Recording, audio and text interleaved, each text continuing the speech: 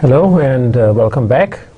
Now we are going to be starting class or lecture number 4, in which we will continue looking at some aspects of project stakeholder management and engagement, specifically as they relate to other scientific disciplines. So when you're talking about project stakeholder management and engagement, you have to realize that it is a very complex subject. I've already pointed that out to you. I have indicated it quite clearly. And what I would like to do in this class is I would like to demonstrate the interfacing relationships which exist between project stakeholder management and engagement and these various disciplines which are shown over here on this slide.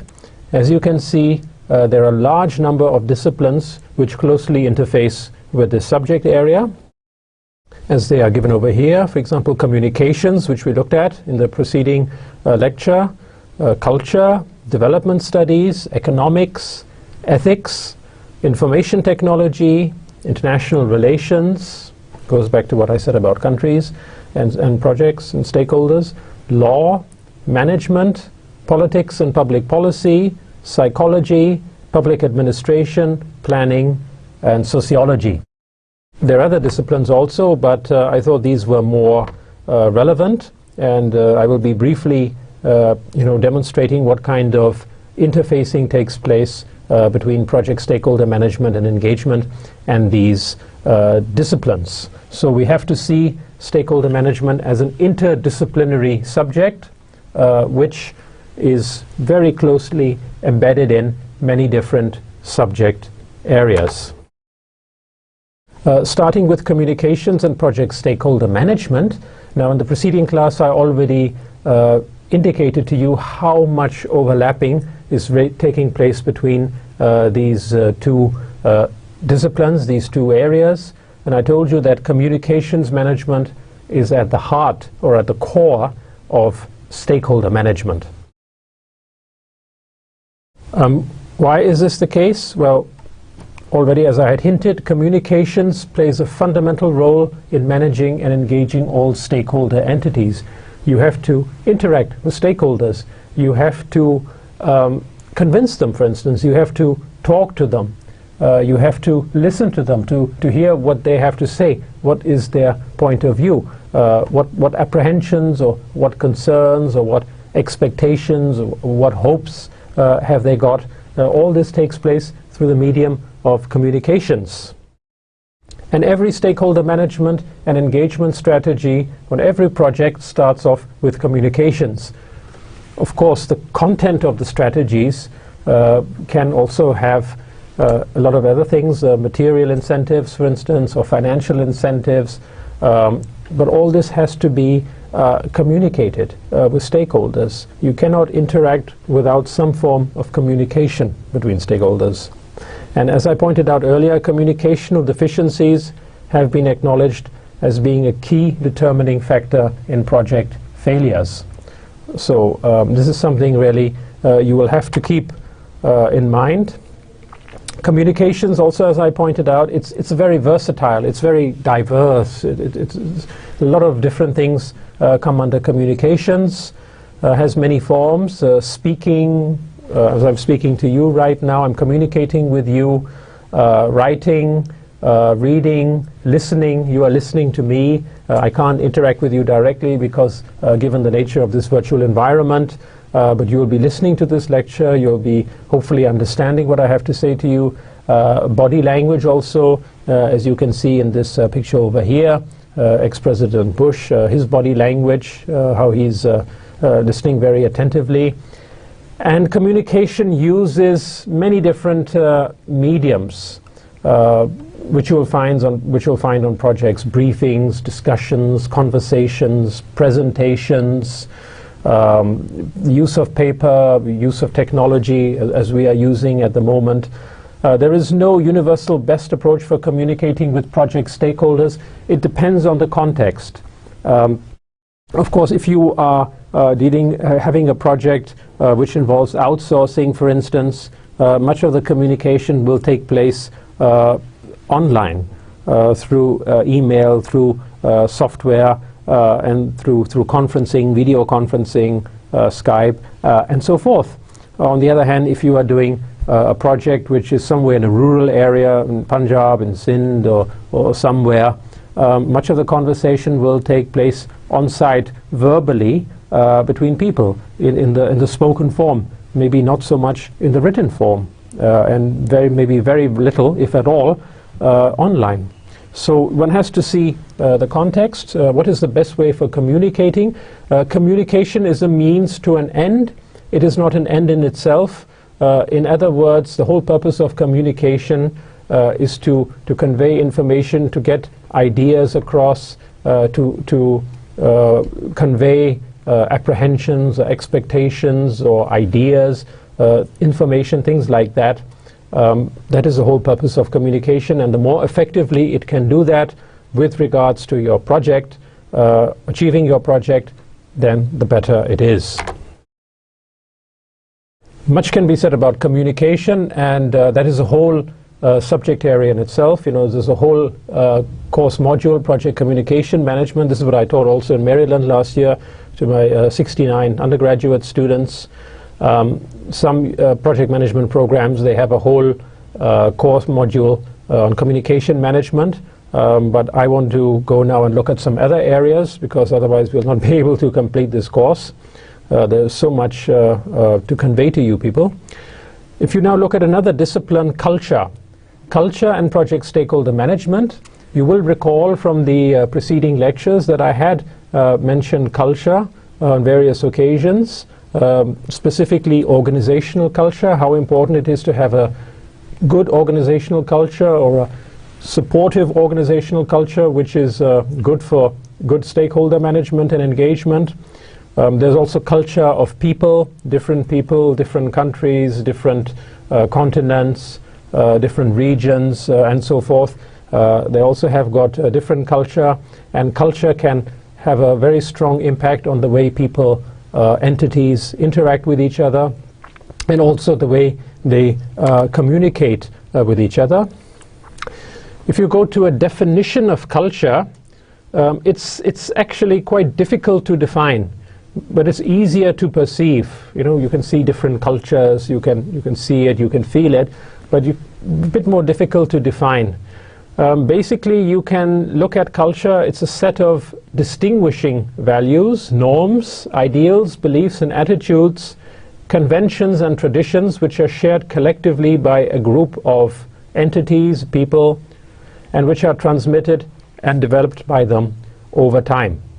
If you want to sum it up in a very simple one-sentence way, you could say culture is the way we do things around here. This is our approach, this is our way of life, this is our way of doing things. And the culture, of course, can deviate, it can diverge quite considerably between places, between people. Even in the same place, you know, you can have many different cultures which are coexisting with each other. As I pointed out, it's not only people culture or national culture, but it's also organizational culture, and even organizations. Within the organizations, there are different sections, there are different departments, different divisions which can have their own specific culture. A lot of research has been done on the subject of culture. One person in particular is a Dutchman by the name of Gerhard Hofstadter. He's quite aged now, a Dutch sociologist, and he has extensively researched national and organizational cultures, both, and he has discovered 6 dimensions of culture.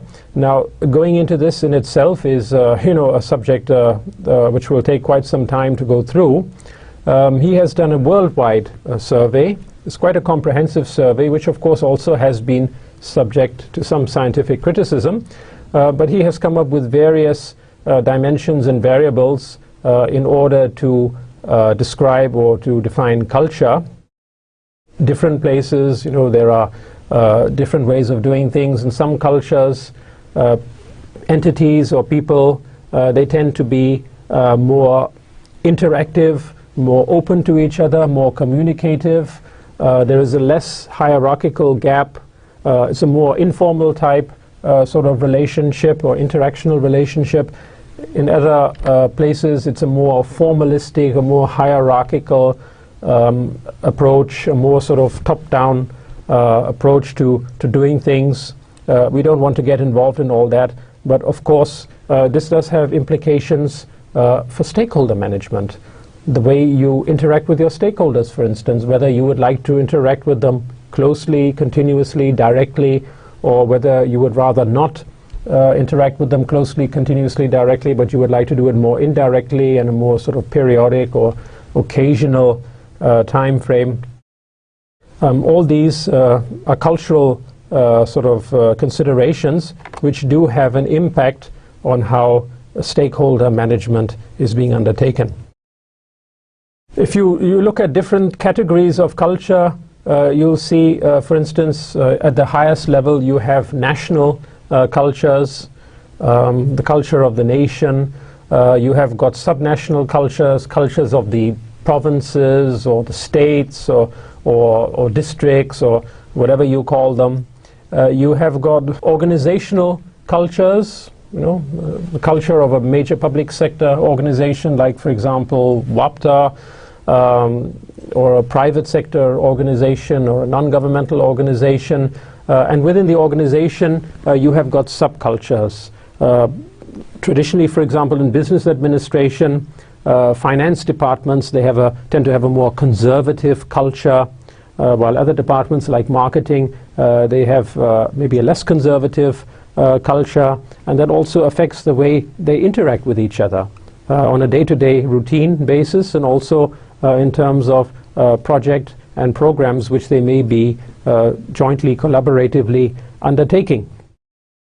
Besides organizational cultures and sub-organizational cultures, there are also individual cultures. They're group culture, the culture of a group of people, for instance, or the culture of a particular individual.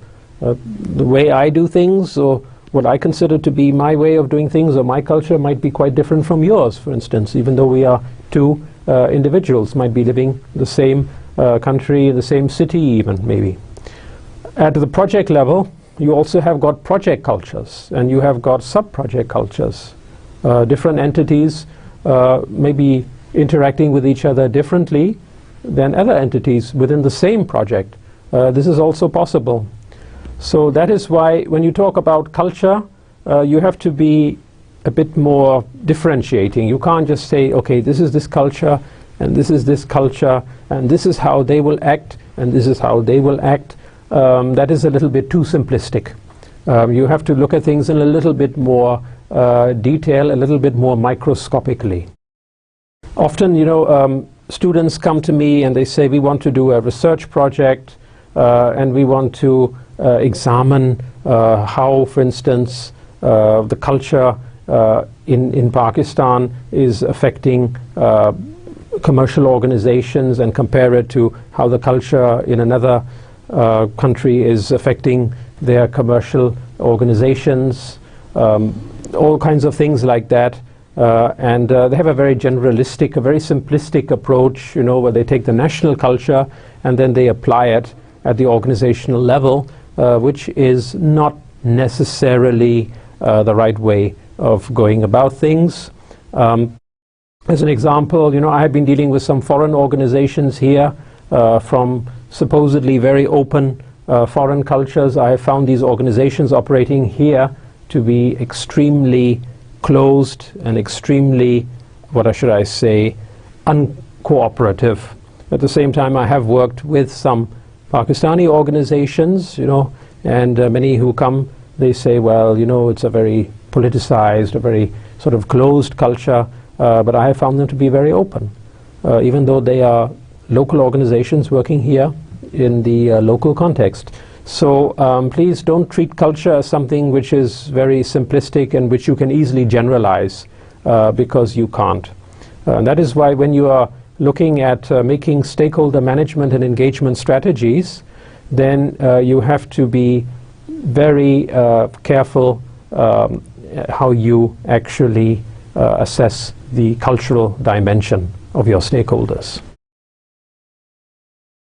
What are some of the cultural influences which are sort of affecting information and communication, or which are related to information communication? The spoken, the written language, appearance, body language and tones, potential for misinterpretation of communication, information processing patterns, willingness of stakeholders to share information. This is a very important aspect, the willingness to share information. Information is the lifeblood of a project also, information communication. And unless there is this willingness to share information, then it becomes sometimes very difficult to properly manage your project. So it's very essential that among all the stakeholders who are there, especially among the primary stakeholders who will be working together legally, contractually, that there is this open communication and information sharing culture. Directness, straightforwardness. There are some stakeholders who tend to be more straightforward, more direct. They will tell you what they think, they'll tell you what they feel, and they also expect you to be straightforward, direct. And there are others who are more sort of, like to skirt the surface and, sort of hum-ha, beat around the bush, as they say in English, and touch subjects in that manner. Communicating acceptance and rejection. Culturally, again, there are big differences. In some cultures, it's considered very rude to say, no, I won't do it, or I can't do it. They sometimes will say, well, not yes, which is more or less the same thing, but they feel culturally that it's a more acceptable way of communicating rejection, for example. Negotiating styles, signaling consensus, willingness or agreement. Again, there are cultural differences which can affect the way these things are done. Attitude and behavior. Well, culture also has a very significant impact on attitude and behavior in terms of, for example, biases and prejudices, religious, racial, ethnic, status, gender-related. In some cultures, for instance, men might not like to work together with women very closely. In other cultures, it is encouraged, as a sort of a basic human right and the way things should be done. Trust and relationships. Building trust, building relationships is generally never easy, no matter where you are, but in some places it can be more difficult than others, and the way you go about it is more different. The level of formalism, hierarchy, protocols, some cultures can be very hierarchical, a lot of protocols to be followed, a lot of procedures, a lot of things which have to be done, while others are more sort of informal and less emphasis on the hierarchy. Sensitivity, of course, is culturally very different. Psyche, individual versus group orientation. This is very important from a stakeholder management perspective. Team working, group orientation, very important. Nowadays, there's not too much place for individualism, particularly not on projects. Again, there are some societies, some cultures which are very individualistic in their outlook, and there are others which are more group-oriented. Often the example of Europe and the US is given as very individualistic, and Japan and some Asian cultures are given as more group-oriented. Of course, you have got a lot of, you could say it's not always the case, but this culturally, this is how it has been sort of defined. Approach to work, you might have heard of the term workaholics, where you really give your heart and soul, body, everything up to the work, and you really don't want to even take a rest until you have finished your work, while others have a more sort of lax, easygoing approach to doing work. Again, this is also related to different cultures. Different cultures have evolved different work approaches, generally speaking. One could go on and on and on. These are all things which have to be taken into consideration. The example here of business and social etiquette, how stakeholders observe business and social etiquette, what are taboo topics, how you perceive time, how important is time for you, are you punctual, you're not punctual, How much proximity do you keep between people? Do you stand very close to each other, or do you, keep a distance, an arm's length distance? Rituals, customs, humor, etc. These are all very culture specific, and they can have an impact on the way stakeholders interact with each other. If one stakeholder, for instance, feels that certain issues have been brought up which should not have been brought up, which should not have been discussed, or they have been discussed at the wrong time, that can affect the level of cooperation, communication from that stakeholder. So one has to be cognizant that different cultures have got different etiquettes, business and social etiquettes, which should be carefully studied. And there are so many examples in the history of management. All kinds of embarrassing situations have arisen because people from different cultures, business people, project employees from different cultures, they were not aware of various etiquettes of other cultures, and when they were working together, there were certain problems resulting from that. Anyway, that's all I want to say about culture. In itself, it's a huge subject area in which you can say so much about. The thing is that culture is important, and when you are talking about stakeholder management, you have to be cognizant of this cultural dimension. As I pointed out, don't generalize, don't put everyone in different cultural baskets, but try and look at them more individually and see how they react, how you expect them to react given their sort of cultural milieu. Now I would like to look at the interfacing between project stakeholder management and information technology, ICT. There are a lot of interfacing points which are taking place between these two disciplines, particularly now, since we are in the information age, the digital age, computer age, the last 20-25 years where information technology has really picked up. All this has had big ramifications also for the way in which stakeholders are managed and engaged. ICT, information communication technology, plays a crucial role in managing and engaging project stakeholders, and actually it's a two-edged sword.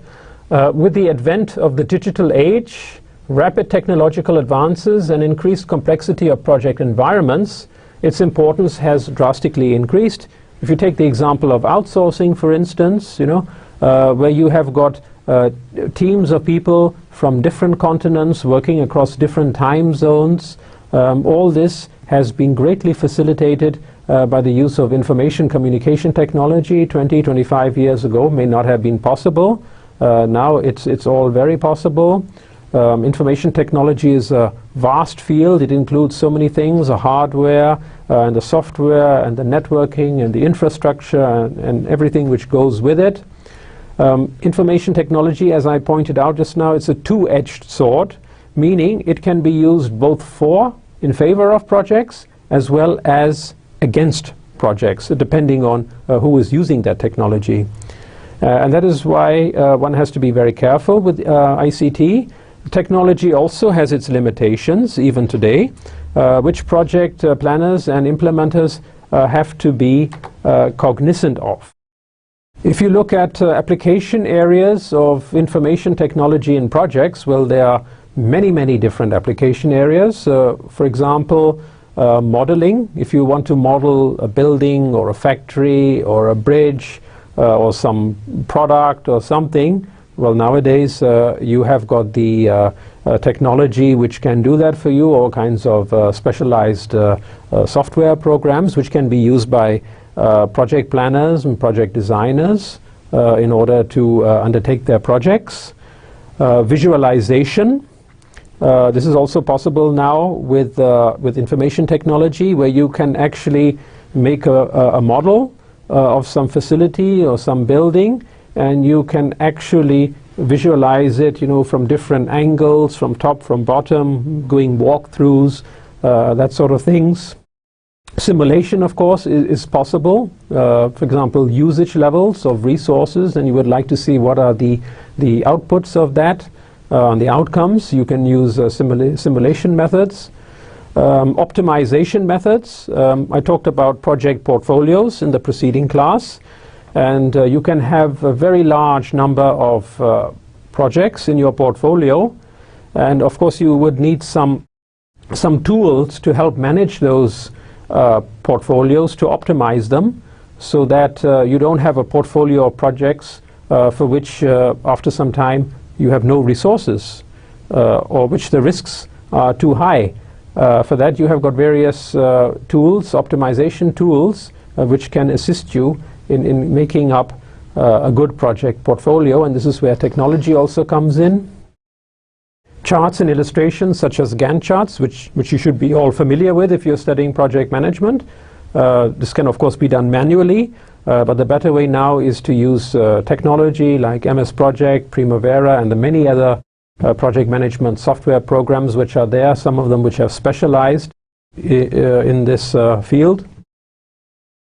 Technology can be used by stakeholders for data storage, vast amounts of data, for analysis, for data mining, warehousing, for communication, virtual communication, what we are doing here, virtual university, for collaboration, as I pointed out, such as outsourcing, supply chain management, even for simple presentations using PowerPoint. 20 years ago, you would have been using something else. You would have been using maybe a projector and some little plastic sheet in which you would have written something. It would have been projected on the wall. I remember many years ago when I was a student, we didn't have these nice PowerPoints, and was sitting in the lecture hall, and at that time the professor used to have a projector in front of him, used to have some plastic, used to write on the plastic. It used to be shown on the whole wall, and now you have all these nice special effects and nice colors and nice designs and so forth, thanks to information technology. So this is one way in which stakeholders can really sort of interface with the area of information technology in order to help them to facilitate their projects. But of course, as I said, it's a two-edged sword. It can also be used, information technology can also be used against projects.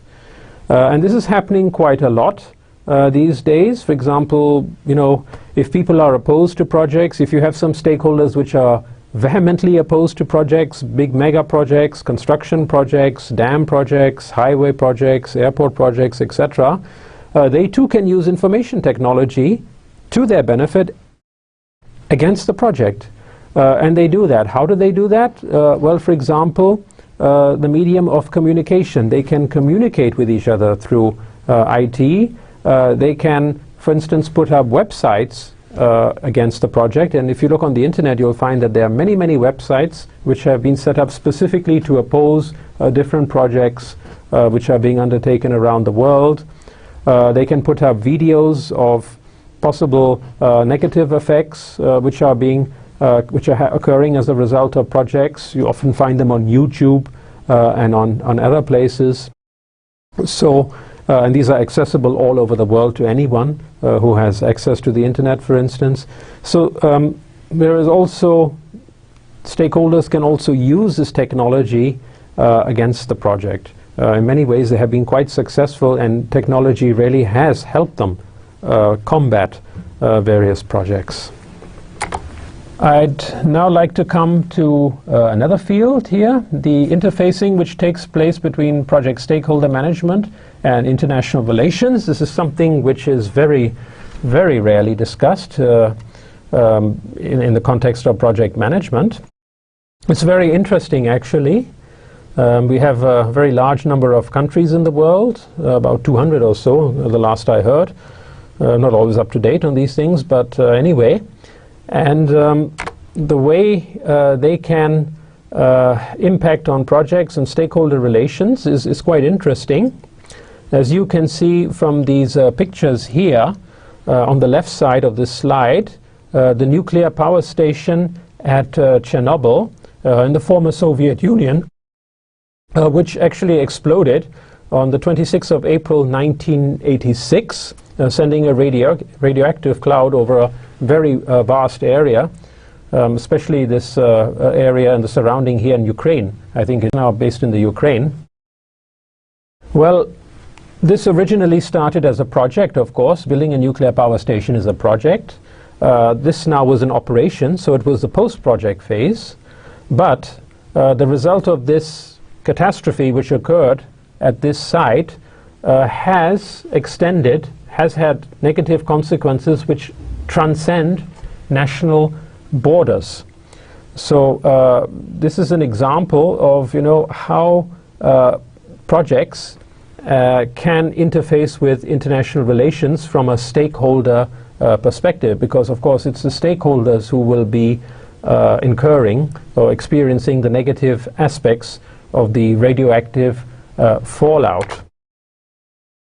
There are, of course, many other examples relating to international relations.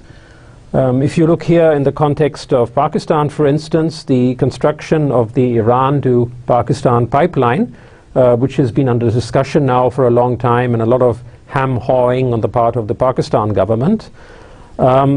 You have here again a project, a pipeline, which transcends two national borders, Iran and Pakistan, possibly may transcend a third, that is from Pakistan to India. And you have stakeholders who support this project, inside and outside Pakistan, and also Iran. And you have got stakeholders who oppose the project. For example, the US, which is a very powerful stakeholder in this regard. So you see, international relations and projects and stakeholders, they do converge at points. And there are many other examples which are taking place, like in the South China Sea, various disputes between various countries over there, islands, exploration, which is project work, drilling exploration, and so forth. The law and project stakeholder management, this is again a very important area for projects and for consequently also for stakeholders, because much of the project work is undertaken on the basis of contracts. And contracts, it comes under law, contract law. And there are many other laws also which have an impact on projects and on their stakeholders.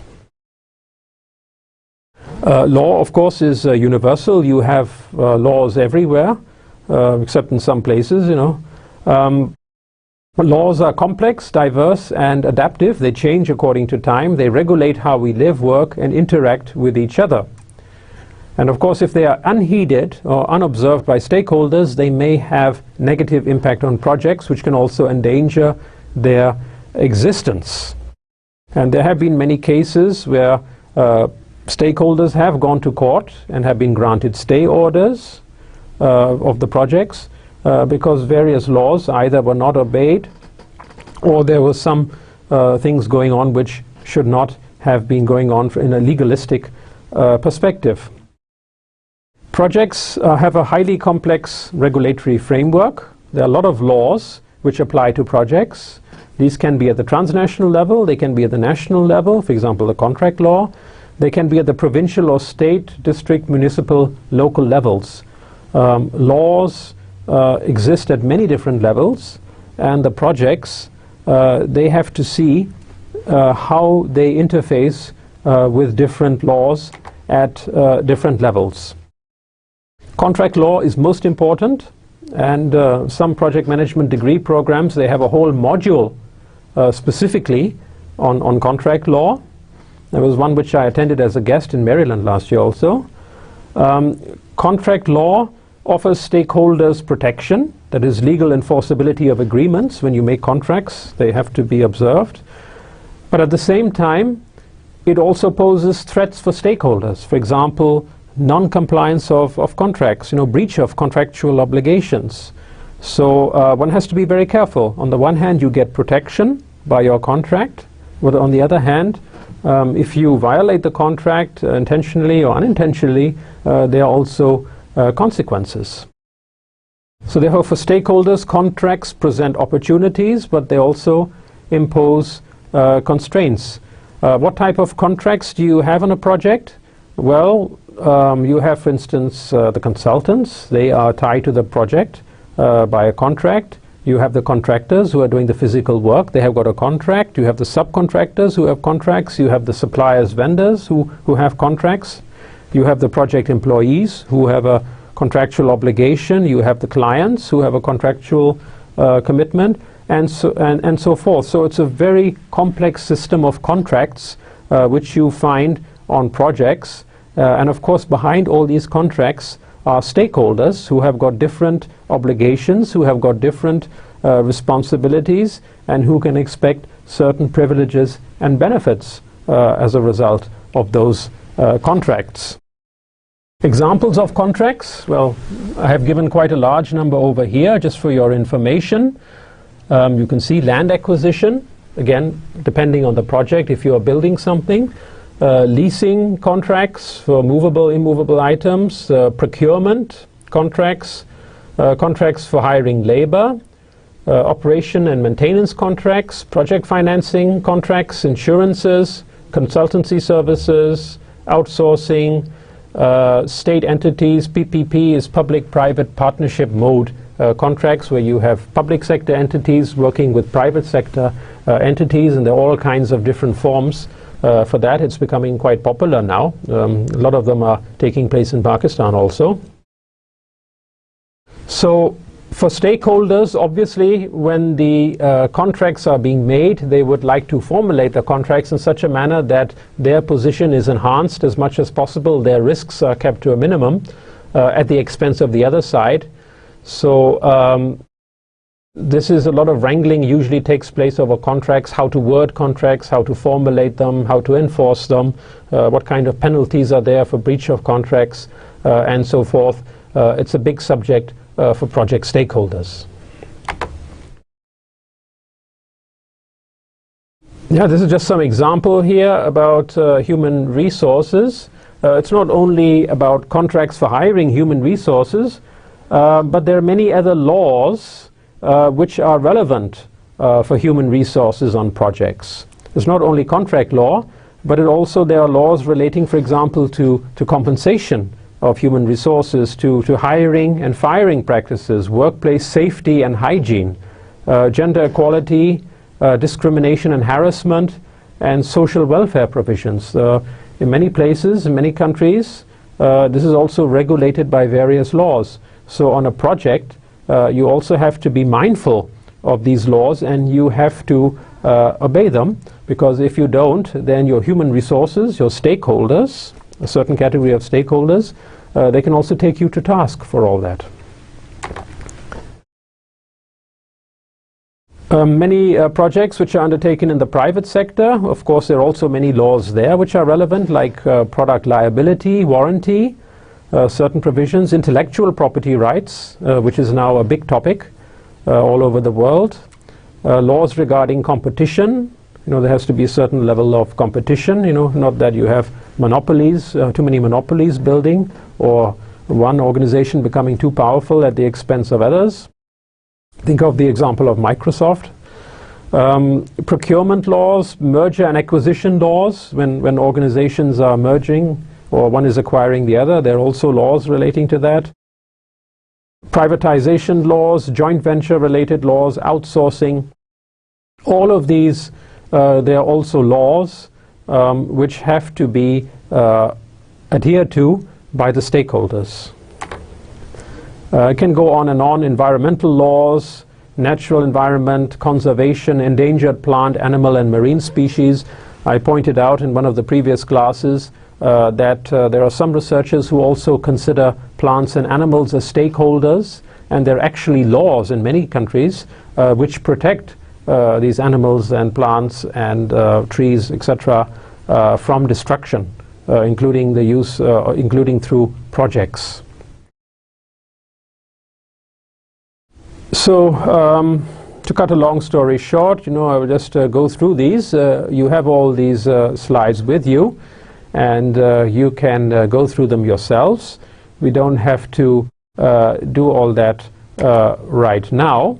Some of the illegal acts which project stakeholders are committing on projects And this is, they're quite often, this is why I have decided to include them over here for your information. The use of illicit labor. In many places it's forbidden by law, although laws, in some places they also exist, but they're not being practically enforced. For example, child labor, bonded labor is quite common in Pakistan. Non-documented labor, where you try to avoid, sort of paying benefits and extra benefits and all that, which are entitled to by law. Use of illicit labor.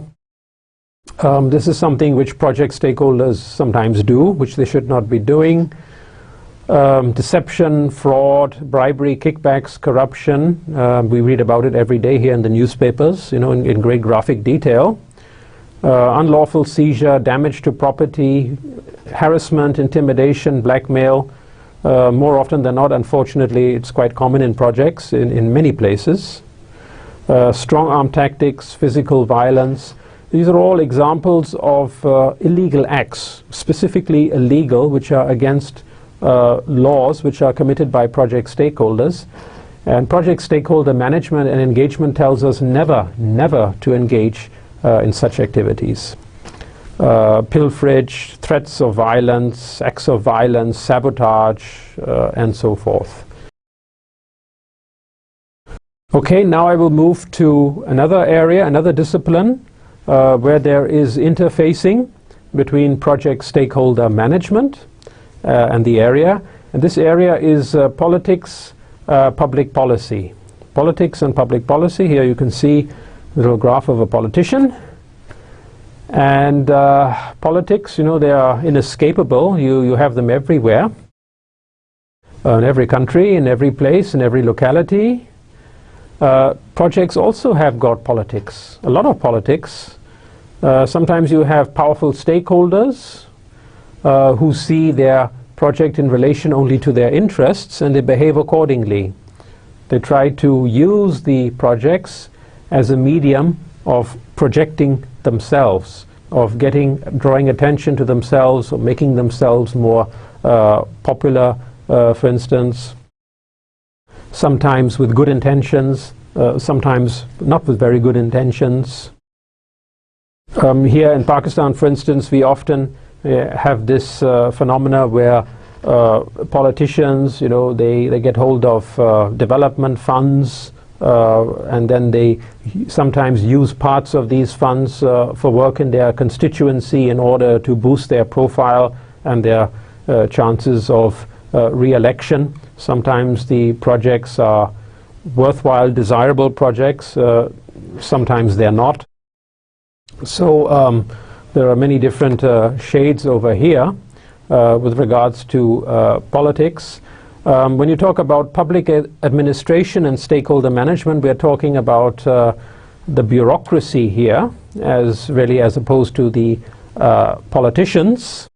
And public administration, it's a very vast field, and you have different levels of administration. You have a administration at the federal or the national level. You have at a regional, state, or provincial level. You have at a district level. You have at a local or municipal level. You have all kinds of entities over here which are involved in administering, and much of this administration work also relates to the administration of projects, in terms of conceiving projects, in terms of identifying needs. For instance, if the roads are becoming clogged due to too much traffic, there is maybe a need to broaden the roads, or there's maybe a need to make an underpass or an overpass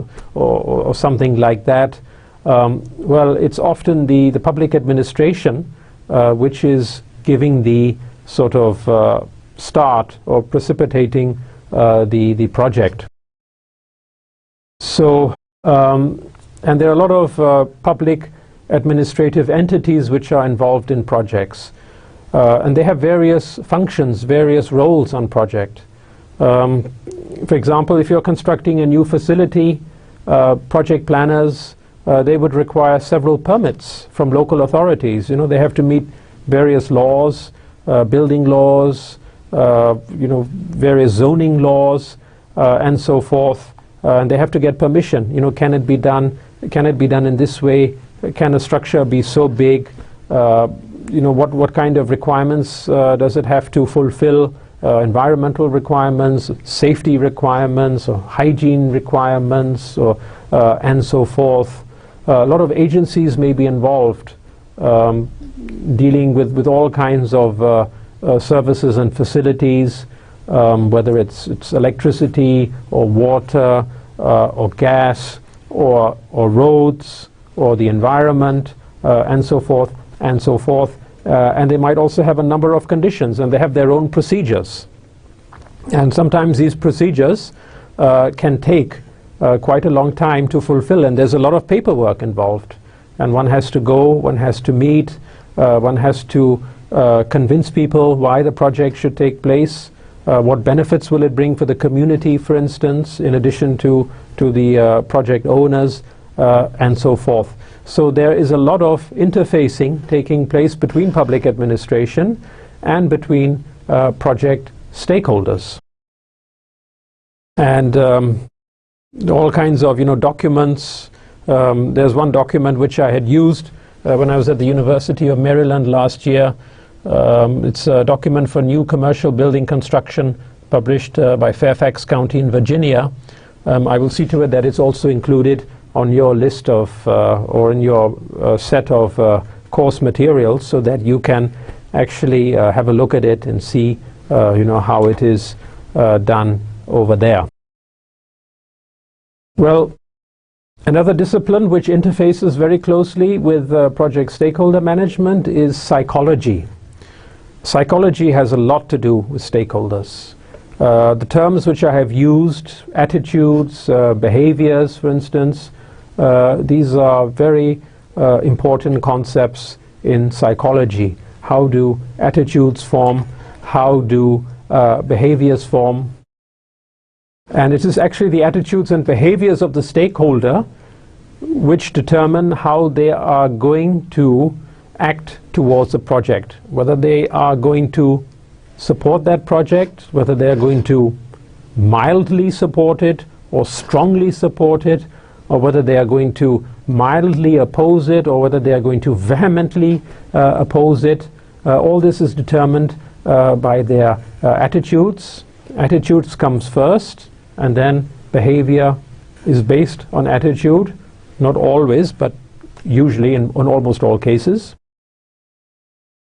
So attitudes and behaviors and the issues and concerns, expectations and perceptions which influence them, the stakeholders, they have got to be closely studied, assessed, monitored and addressed by project planners and implementers.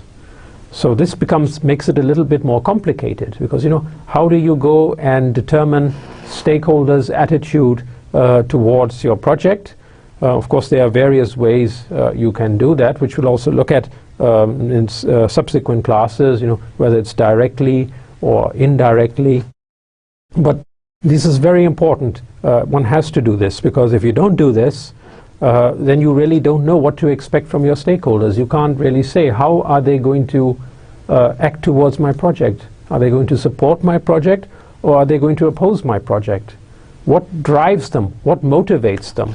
What are their concerns? What are their apprehensions? What are their expectations? What are their hopes? One has to know all this, and based on that information, one can then come up with a viable, hopefully an effective strategy in order to manage and engage those stakeholders. If they have concerns, what are their concerns? Maybe they are genuine concerns, or maybe they are not genuine concerns, they are based on misinformation or something, and that can be then addressed, it can be then corrected. In addition to psychology, sociology is also a very important topic when it comes to project stakeholders. Stakeholders are usually human beings like you and me. There might be individuals, there might be groups, there might be associations, or there might be organizations which are also made up of human beings. Sociology has got a major bearing on projects, because all projects are undertaken in a social context. Different localities, different times, can be anywhere, can be any time, but there is always a social context in which this project is taking place. Whether it's a big project or whether it's a very small project, there is always a social context. Now, what is the function of sociology here? Why is it relevant for managing and engaging project stakeholders? Well, what the science of sociology does is it gives us insight, it gives us some idea about the relationships which occur between stakeholders. How do stakeholders interact? What are the modes of interaction?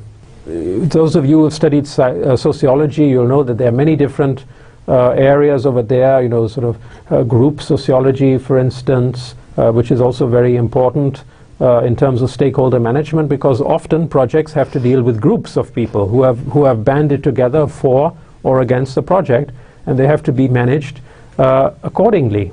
Well, how do these relationships develop? How do they grow? How are they consolidated? How can they be influenced by stakeholders for and against the project? So one has to be cognizant of all these sociological aspects, social networking, for instance, or networking, the intensity of relationships between stakeholders. How intense is it? How strong is it? What are the factors which drive relationships between the stakeholders? These are all factors which are addressed by sociology. Sociology can provide us with some insight in how the stakeholders interact with each other and how the project can use these insights in order to effectively manage and engage the project stakeholders. And of course, you know, sociology is very different depending on where you are, the locality, the way people socialize, the way societies are structured. All these things, they are very location specific, very area specific, and that is why every project, you know, has its own sociological context in which it has to try and manage its stakeholders accordingly. I think we have almost come to the end of this class for today, is it? Yeah, we have indeed. And what I will be looking at in the next class is I'm going to continue with some of the disciplines which I had discussed, which I had mentioned earlier. Where is it? Let me just go back. Yeah, over here.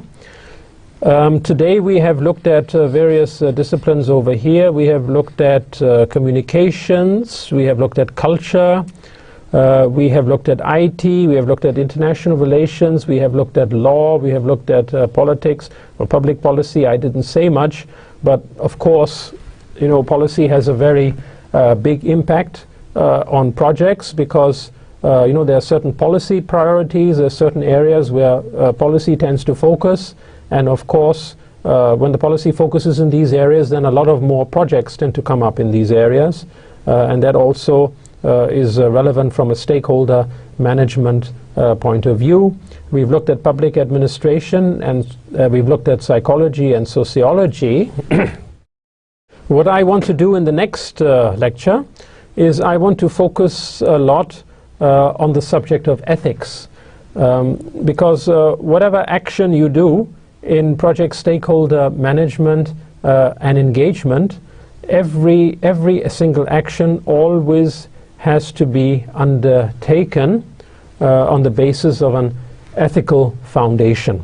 That is very important, and quite a lot can be said about that. I will also be showing you a video. This will be the first video in our series of lectures, and that will be on a mining project in India. And the purpose of this video is really to show you that sometimes there are more important values which have to be taken into consideration when one is doing big projects. It cannot only be about so-called development, but there are also other considerations, other values which are perhaps more important and which should take sometimes precedence over projects. Anyway, what we have done is we have looked at many of these areas today. We have not looked at them in great detail. The reason being is that all of them are, you could say, subjects in themselves. As I said, law, there is a whole course module of project management law. It's not being offered here, to my knowledge, at the virtual university, but it was being offered at the University of Maryland, and I think it's also a core module in their project management program. So that is, for instance, a whole subject module, communications, which I have taught to an undergraduate class there. That was a whole separate module. Culture, it can easily be made into a whole module because it is so big. The same with psychology and sociology. Actually, later on in this course, there will be a lot of references to psychology and to sociology, as you will see. International relations, okay, that is something which really has not been discussed much in the context of project management, although there are so many projects nowadays which are transcending, which are crossing national borders, and which are really very important from a stakeholder perspective, because sometimes what's very good, a project which can be very good from the perspective of some stakeholders, those who are doing that project, the countries who are doing that project, might be considered very negative from the perspective of other stakeholders who might be very powerful and who may be able to do something against the project, like I was giving you the example of the Iran-Pakistan pipeline. And all these other areas too, information technology is a vast field nowadays, which also overlaps with communications. So really you can see it's a very complex network of relationships which exists between the subject of project stakeholder management and all these different areas. And that's a big challenge also for researchers to come up with some very good research to shed some more light on the interfacing which takes place between all these disciplines and project stakeholder management. Anyway, I think that should be enough for today. I hope I have conveyed my point, and see you all in the next lecture. Thank you.